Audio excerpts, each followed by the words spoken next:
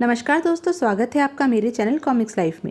शुरू करते हैं शेरबाज सीरीज की एक और मज़ेदार कॉमिक्स, अमन का फरिश्ता। अमन का फरिश्ता, लेखक अशीत चटर्जी, चित्रांकन S Rana.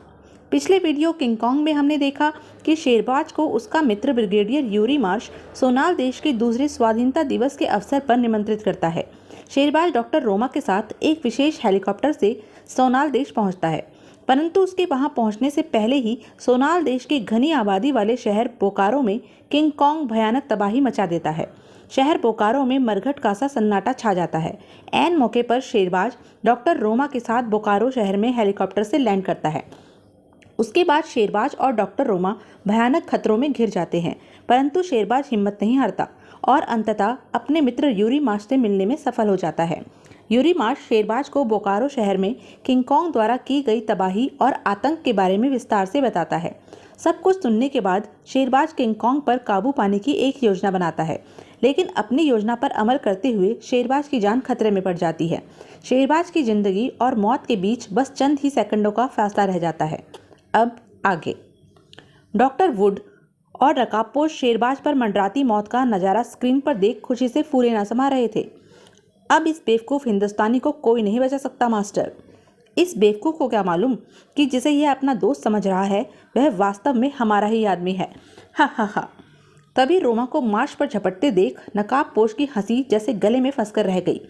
Oh no, you idiot! शीघ्र ही मार्श बेहोश होकर गिर पड़ा। रोमा ने झपटकर इलेक्ट्रॉनिक गन उठाई और किंग कॉन्ग पर दाग दी। उधर अपने हवासों में लौटते ही शेरबाज को अपने सिर पर मंडरा रही मौत का आभास हो गया। ओह, मौत नज़दीक आ चुकी है। और इससे पहले कि किंग कॉन्ग उस पर हमला करता, शेरबाज ने एक लंबी छलांग लगाई। लेकिन शेरबाज के सिर पर मंडरा रहा खतरा अभी टला नहीं था। विद्युत तरंगों ने अपना असर दिखाया और किंग कॉन्ग का भीमकाय शरीर कटे हुए वृक्ष की तरह शेरबाज के ऊपर गिरने लगा। ओह गॉड, अगर मैं इस कमबख्त की चपेट में आ गया तो मेरी हड्डियों का भी पता नहीं चलेगा। यह दृश्य देख रोमा रोमांचित हो चीख उठी। शेरबाज दौड़ो, हरी अप! शेरबाज दौड़कर रोमा के निकट पहुंचा। थैंक गॉड, तुम्हें कहीं चोट तो नहीं आई? नहीं, तुम नहीं जानते शेरबाज, तुम्हारे दोस्त मार्श ने तो तुम्हें मरवा देने में कोई कसर ही नहीं छोड़ी थी। अगर ऐन मौके पर मैंने मार्श से इलेक्ट्रॉनिक गन न छीन ली होती तो। और रोमा ने शेरबाज को सब कुछ बता दिया। मैं तुम्हारा शुक्रगुजार हूँ रोमा। Leave that. पर सवाल यह उठता है कि मार्श ने किंग कॉन्ग पर फायर क्यों नहीं किया? यही तो मैं भी नहीं समझ पा रहा हूँ। कहीं मार्श अपराधियों से मिला हुआ तो नहीं है? नहीं, मार्श की वफादारी पर शक नहीं किया जा सकता। तुम कुछ भी कहो शेरबाज, मार्श की इस हरकत ने मुझे शक में डाल दिया है। हो सकता है मार्श की इस बेजा हरकत के पीछे कोई गहरा राज हो। खैर, इस विषय में हम बाद में सोचेंगे। चलो पहले मार्श को देखें। रोमा और शेरबाज के निकट पहुंचने पर कांग्रेचुलेशन शेरबाज, अब हमें क्या करना है? समय बर्बाद मत करो मार्श। इससे पहले कि किंग कॉन्ग होश में आए, इसे यहाँ से एयरपोर्ट ले जाना जरूरी है, वरना हमारी सारी उम्मीदों पर पानी फिर जाएगा। और हाँ, मैं तुमसे रोमा के अभद्र व्यवहार की क्षमा चाहता हूँ। ओह नहीं, मैं स्वयं शर्मिंदा हूँ शेरबाज। पता नहीं मुझे क्या हो गया था, तुम्हें मौत के करीब देख मैं अपनी सुध बुध खो बैठा था। खैर, मैं अभी किंग कॉन्ग को जकड़ने का आदेश देता हूँ। अगले ही पल किंग कॉन्ग को जंजीरों से जकड़ दो, हरी अप! आदेश मिलते ही सेना के जवान तुरंत हरकत में आ गए और फिर देखते ही देखते किंग कॉन्ग को मोटी मोटी जंजीरों में जकड़कर क्रेनों की मदद से उठा लिया गया। अब किंग कॉन्ग हमारे कब्जे में है। इसकी मदद से हम जल्दी ही अपराधियों के अड्डे का पता लगाने में सफल हो सकेंगे। लेकिन कैसे, यह सब बाद में बताऊंगा। फिलहाल चलो। कुछ ही देर बाद कैप्टन बेकर की निगरानी में फौजी काफिला किंग कॉन्ग को लेकर बोकारो शहर की तरफ चल पड़ा। फौजी काफिले की रवानगी के तुरंत बाद अब हमें भी चल देना चाहिए, क्योंकि आगे की कार्यवाही के लिए जनरल फोक से मिलना ज़रूरी है। तुम ठीक कहते हो।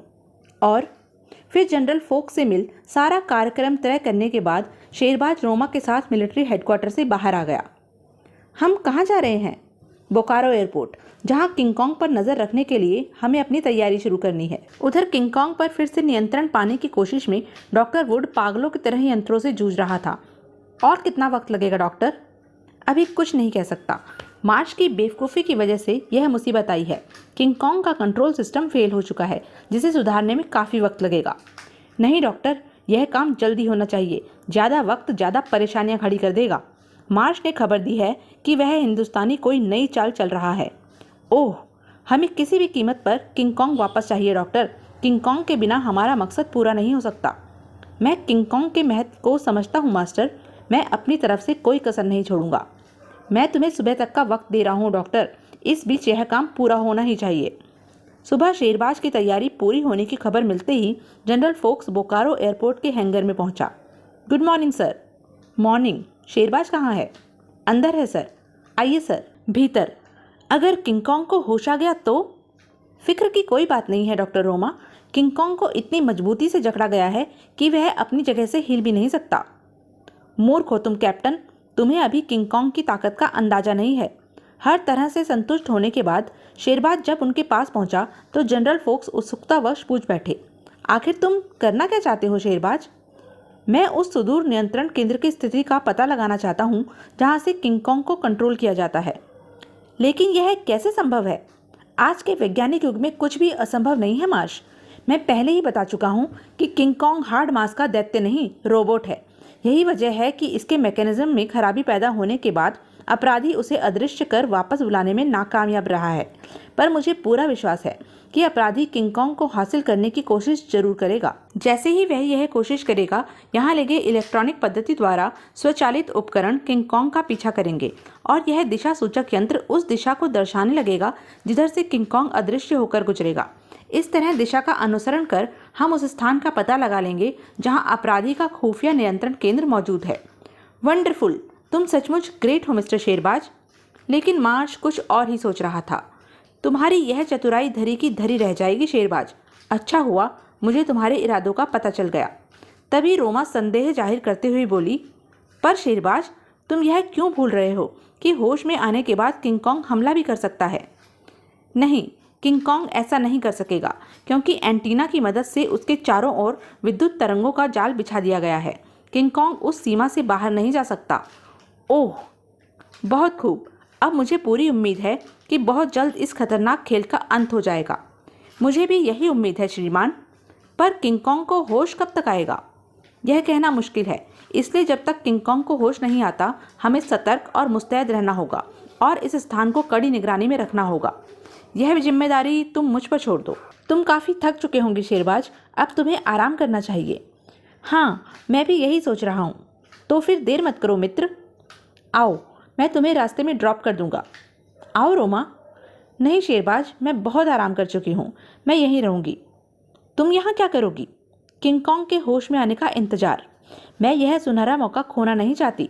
किंग कॉन्ग के होश में आते ही मैं उसका एक एक हरकत को अपने कैमरे में कैद करना चाहती हूँ। जैसी तुम्हारी मर्जी। रोमा की भावना को समझते हुए शेरबाज ने ज़्यादा विरोध नहीं किया। सॉरी शेरबाज, मैं तुम्हारी अथक मेहनत को मार्श जैसे आदमी की रहनुमाई पर नहीं छोड़ सकती थी। शेरबाज के जाने के लगभग 2 घंटे बाद, ओह, यह आवाज़ तो किंग कॉन्ग की प्रतीत होती है। लगता है उसे होश आ गया है। अगले ही पल रोमा दौड़कर किंग कॉन्ग के पास पहुंची और उसके फोटो खींचने लगी। तभी किंग कॉन्ग ने अपने सारे बंधन तोड़ दिए। Oh no! फिर देखते ही देखते किंग कॉन्ग ने भयानक रूप धारण कर लिया। हे भगवान, यह क्या? यह तो मेरी तरफ ही बढ़ा आ रहा है। आखिर अभी तक सब इससे बेखबर क्यों है? मुझे कंट्रोल रूम में जाकर पता करना चाहिए। लेकिन जैसे ही रोमा यंत्र कक्ष में पहुंची, ओ माय गॉड, इन सब की हत्या किसने की और मार्श कहाँ गया? ज़्यादा सोचने का वक्त रोमा को नहीं मिला क्योंकि तभी, ओह, लगता है किंग कॉन्ग ने इस कक्ष पर हमला कर दिया है। अब यहाँ रुकना खतरे से खाली नहीं। काश शेरबाज की इलेक्ट्रॉनिक गन इस समय मेरे पास होती। रोमा अपनी पूरी ताकत से दौड़ रही थी, लेकिन रोमा जैसे ही मुख्य द्वार के निकट पहुंची, ओह मार्श, तुम कहाँ चले गए थे मार्श? मैं शेरबाज को बताऊंगी कि तुम्हारी लापरवाही की वजह से। तभी मार्श अचानक ही रोमा पर झपट पड़ा। ज़्यादा चालाक बनती हो, अब तुम किसी को कुछ नहीं बता पाओगी। जल्द ही मार्श ने रोमा पर काबू पा लिया। इस तरफ से मैं बिना किसी की नज़र में आए निकल जाऊंगा। किसी को कानों कान खबर नहीं होगी कि रोमा कहाँ गई। उधर शेरबाज गहरी नींद सोया हुआ था कि अचानक जल्द ही घड़ी से उभरती आवाज़ ने शेरबाज को सोते से जगा दिया। ओह, जरूर कोई गड़बड़ है। मुझे फ़ौरन एयरपोर्ट पहुंचना चाहिए। और कुछ ही देर बाद मोटरसाइकिल। गुड। अगले ही पल मार्श और रोमा के रहते वहाँ क्या गड़बड़ हो सकती है? जब वह एयरपोर्ट पहुंचा, उफ, कुछ भी तो नहीं छोड़ा। सब मटिया मेट कर दिया कमबख्त ने। लेकिन किंग कॉन्ग विद्युत तरंगों के घेरे से कैसे निकल आया? तभी, अरे, उस जीप में कौन आ रहा है? जीप के निकट आने पर, अरे यह तो मार्श है, रोमा भी है, लेकिन वह बेहोश सी क्यों है? यह कमबख्त अभी कैसे आ गया? खैर, इसका भी काम तमाम किए देता हूँ। हाय मार्श, रुको। लेकिन तभी धाएं धाएं, व्हाट दी हेल मार्श, आह! और जब शेरबाज संभला, यह मार्श को क्या हुआ? कहीं वह पागल तो नहीं हो गया? लेकिन अगले पल कहीं ओ नो, मार्श अपने देश से गद्दारी नहीं कर सकता, वह अपराधियों का साथ नहीं दे सकता। शेरबाज का दिल मार्श को गद्दार मानने को तैयार नहीं हुआ, परंतु दिमाग ने कहा, मार्श गद्दार है शेरबाज, जानबूझकर सच्चाई से मुंह मत फेरो, तुम्हें रोमा ने भी सचेत किया था। और सच्चाई को स्वीकारते ही शेरबाज का दिल दर्द के एहसास से भरता चला गया। तुम इतने नीच निकलोगे मार्श, मैंने सोचा भी नहीं था। आज वह मार्श मर गया जो मेरा दोस्त था, जिसकी दोस्ती पर मुझे नाज था। दगाबाज, मैं तुम्हें जिंदा नहीं छोड़ूंगा, मैं तेरे चेहरे पर चढ़ी नकाब को उतार कर फेंकूंगा। अगले ही पल शेरबाज ने अपनी रिस्ट वॉच का लीवर दबाया। इसका मतलब रोमा के कैमरे में फिट ट्रांसमीटर काम कर रहा है। मार्श जहां भी जाएगा मैं उसे ढूंढ लूंगा, लेकिन मार्श तक पहुंचने से पहले मुझे जनरल फोक्स को सतर्क कर देना चाहिए। शेरबाज ने लीवर खींचकर रिस्ट वॉच के डायल को यथापूर्वक किया और मोटरसाइकिल पर सवार हो जनरल फोक्स से मिलने चल पड़ा। उधर बोकारो शहर के मध्य भाग में स्थित एक विशाल बहुमंजिली इमारत के पिछवाड़े में मार्श जीप रोककर नीचे उतरा और बेहोश रोमा को कंधे पर लाद सपाट दीवार की तरफ बढ़ गया। शीघ्र ही अगले ही पल एक द्वार खुला। भीतर प्रविष्ट हो मार्श एक गोलाकार स्थान पर खड़ा हो गया। फिर जैसे ही दीवार का खुला भाग बंद हुआ, प्लेटफॉर्म तेजी से नीचे धंसने लगा। उधर नकाबपोश यंत्र कक्ष में खड़ा स्क्रीन पर मार्श को घूर रहा था। ओह, यह बेवकूफ उस लड़की को यहाँ क्यों उठा लाया? लड़की नहीं, मुसीबत कहो मास्टर। घबराओ नहीं डॉक्टर, हमारे पास यहाँ हर मुसीबत का इलाज है, पर तुम जल्दी से जल्दी ऊर्जा शक्ति का भंडार तैयार करो। अब मैं ज़्यादा देर तक इंतजार नहीं कर सकता। बस कुछ घंटों की और बात है मास्टर। आज शाम तक हमारे पास इतनी अधिक ऊर्जा शक्ति जमा हो जाएगी कि हम अपने किंगकॉन्ग को दुनिया के किसी भी कोने में भेज सकेंगे।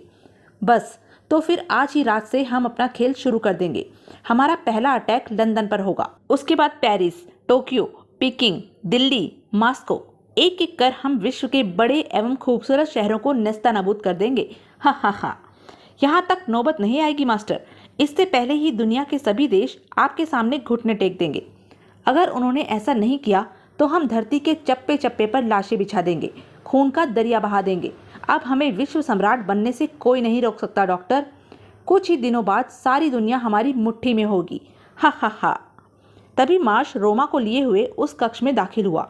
मास्टर, मैंने शेरबाज की सारी उम्मीदों पर पानी फेर दिया है और उसकी इस साथी को भी उठा लाया हूँ। मैं शेरबाज को भी खत्म कर देता, पर उसकी किस्मत शायद अच्छी थी जो बच गया। हा हा हा। लेकिन तुम्हारी किस्मत अच्छी नहीं है मार्श। मैं समझा नहीं मास्टर। अब तुम हमारे किसी काम के नहीं रहे। तुम्हारा जिंदा रहना हमारे लिए खतरे से खाली नहीं है, अतः अब तुम्हारा मर जाना ही बेहतर है। नहीं, रहम रहम मास्टर। घबराओ नहीं मार्श, तुम्हें ज़्यादा तकलीफ नहीं होगी। आह! ठीक उसी वक्त रोमा को होश आ गया। आह! रोमा की नज़र जैसे ही मार्श पर पड़ी, वह चीखती हुई उछलकर खड़ी हो गई। नहीं! तभी नकाबपोश की आवाज़ ने रोमा को चौंकाया। मार्श को उसकी गुस्ताखी की सजा मिल गई। कौन हो तुम? तुमने मार्श की हत्या क्यों की? हम तुम्हें भी नहीं बख्शेंगे मिस रोमा, पर हम वादा करते हैं तुम्हारे मरने से पहले हम तुम्हें अपने बारे में जरूर बताएंगे। समझी, किंगकॉन्ग के पीछे तुम ही लोगों का हाथ है। बहुत समझदार हो। हा हा हा। हंसो नहीं शैतान, तुम्हारा अंत निकट आ चुका है। शेरबाज तुम्हें जिंदा नहीं छोड़ेगा। खामोश। तो यह थी अब तक की कहानी। आगे की कहानी जानने के लिए बने रहें मेरे साथ, और हाँ, मेरे चैनल को लाइक, शेयर और सब्सक्राइब करना ना भूलें। धन्यवाद।